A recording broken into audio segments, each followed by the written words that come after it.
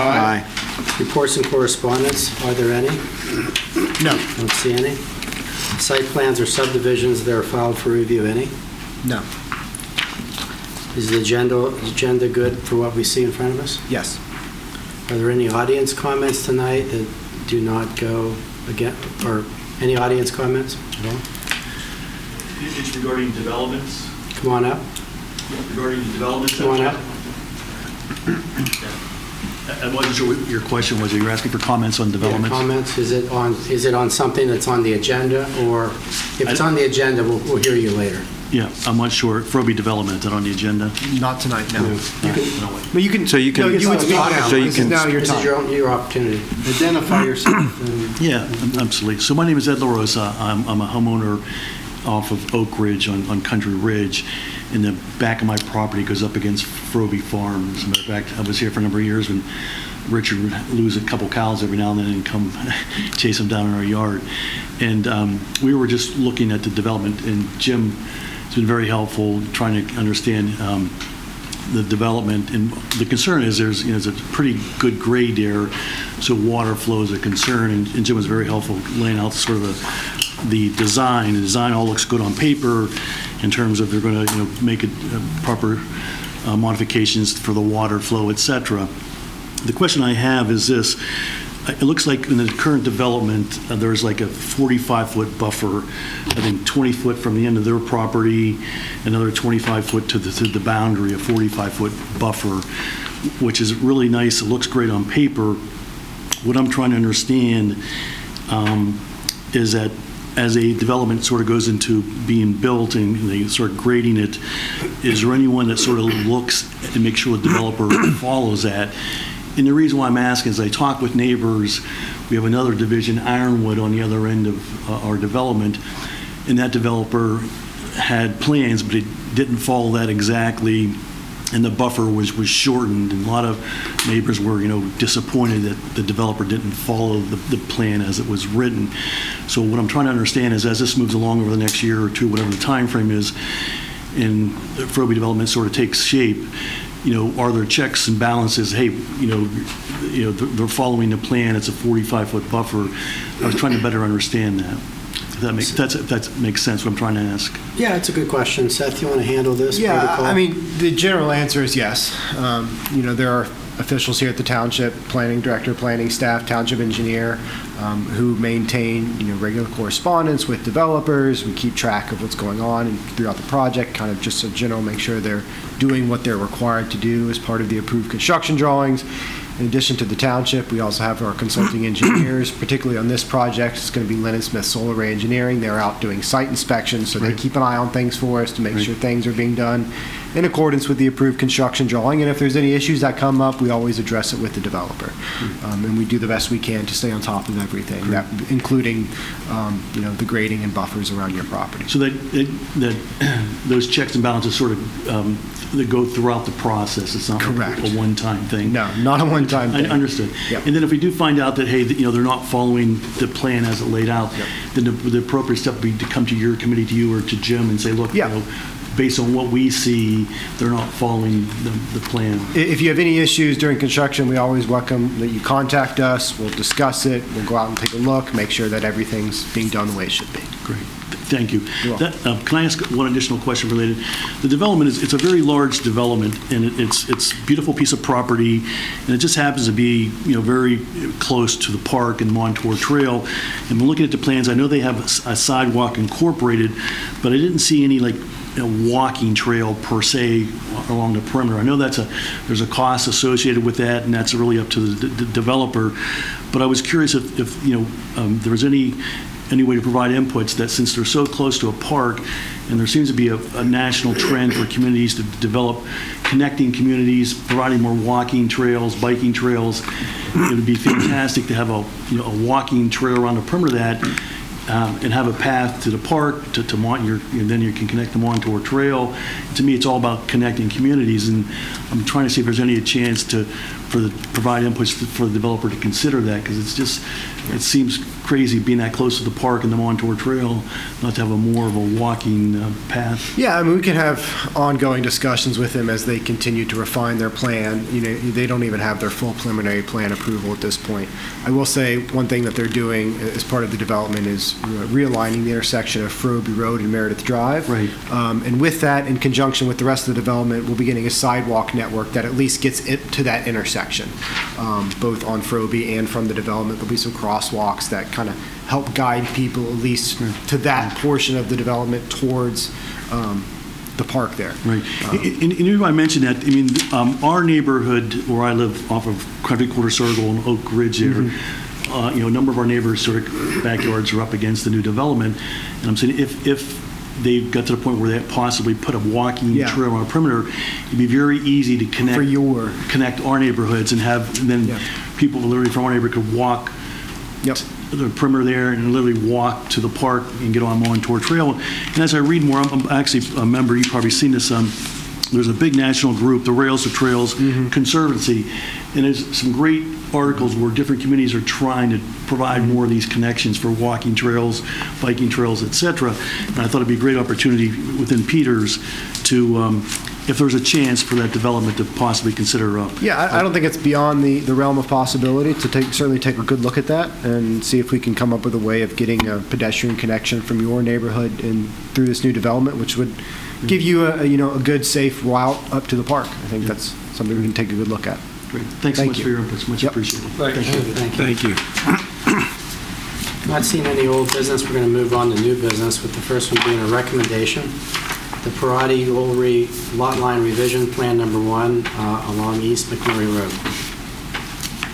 Jeff? All right, Charles Perrotti, owner of Lot 106 at 283 East McMurray Road, and Thomas Ulrey and Catherine Lombardi, owners of lots 104 and 189 at 279 East McMurray Road, are requesting township approval to adjust the shared lot line between their properties as shown on the previously provided subdivision plan and as shown up there.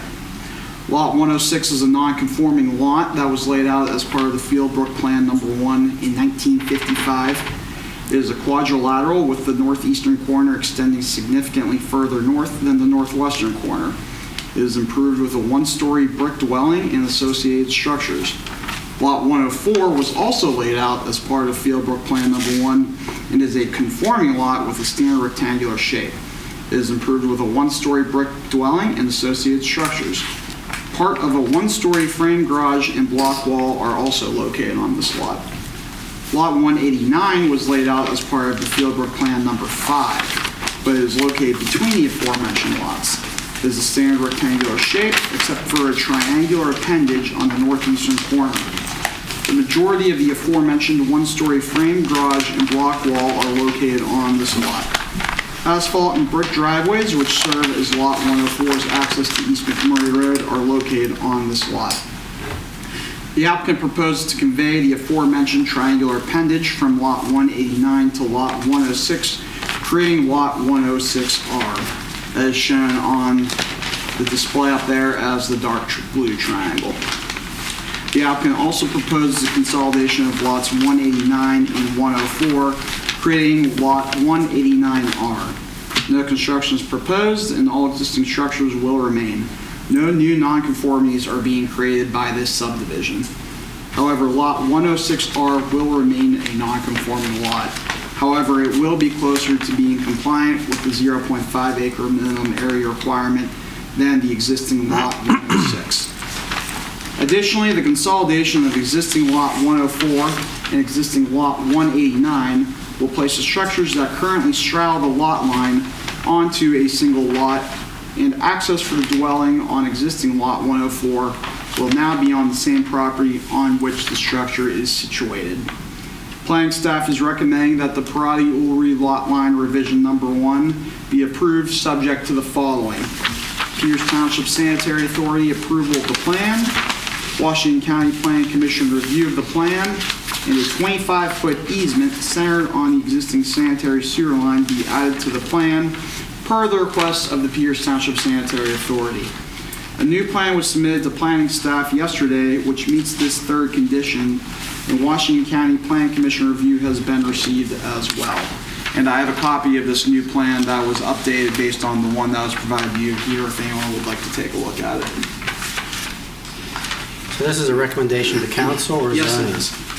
And so we can actually recommend a non-conforming to a non-conforming without having zoning? Yeah, because it's Included? an existing non-conforming that's getting bigger. We're not increasing the non-conformity, we're making the non-conformity better. What is the nonconformity? It's too small for the half-acre lot area requirement. I don't have it here, but there's a zoning table on there that kind of shows you how they're coming closer to compliance with the... I got you. Okay, so it was under a half, and it's going to remain under Yeah. a half. Okay, I didn't catch that. It was All right. laid out in 1955. Thank you. No problem. Getting closer. Yeah. I don't have any questions, but if you guys do, Keith Higgins is here, I want to ask him.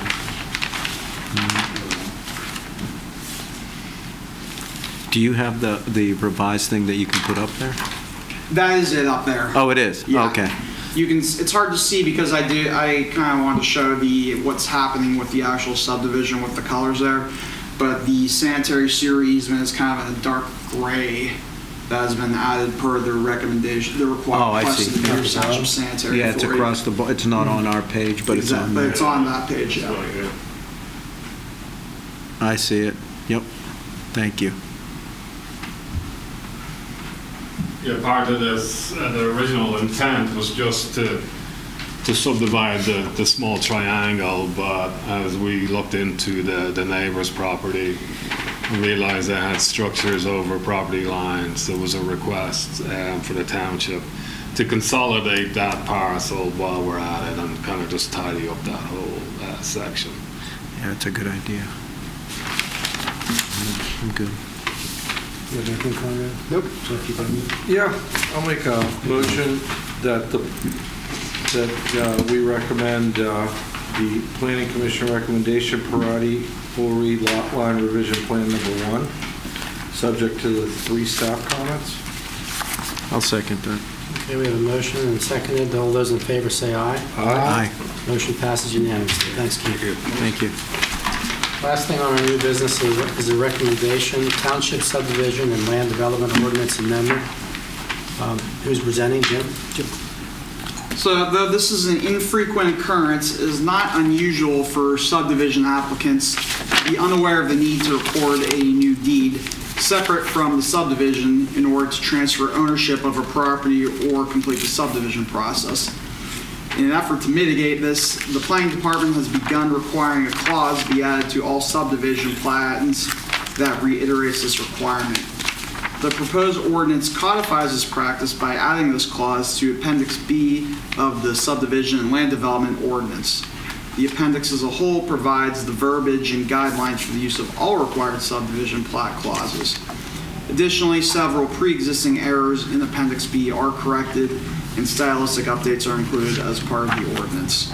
These are noted where appropriate in the draft ordinance that was previously provided. It is anticipated that council will review the draft ordinance at a meeting in the near future and set a public hearing for a date at least 30 days after that for its consideration.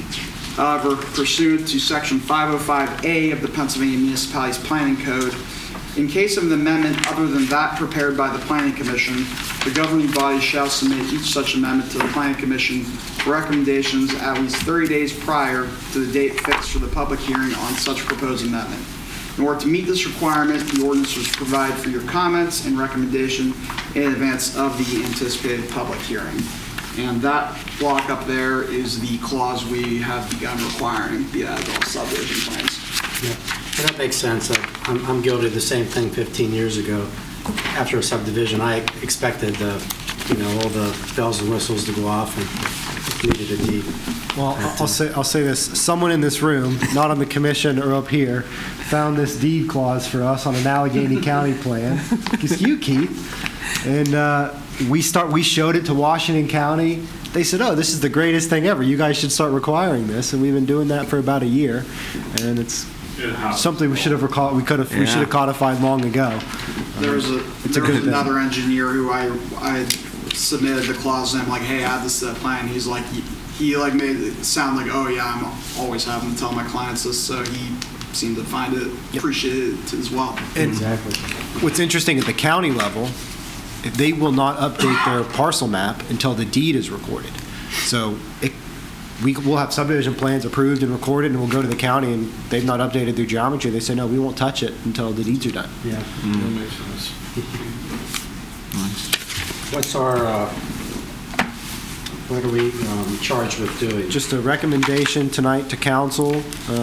Public hearing will come sometime later this fall, and your recommendation will be made to them after that public hearing. Okay. I don't know if you guys have any questions, any comments from the audience, Keith, or anything? Just, I think, I'm fully behind this. When we come across, sometimes we come across lot lines, and they're kind of phantom, because back in the day, the mapping department in the counties were plotting all these subdivisions, but they never got a deed, and there was no transfer. So the lot lines are there, but they're not there. So this is a great idea. Guys, any questions, concerns, comments?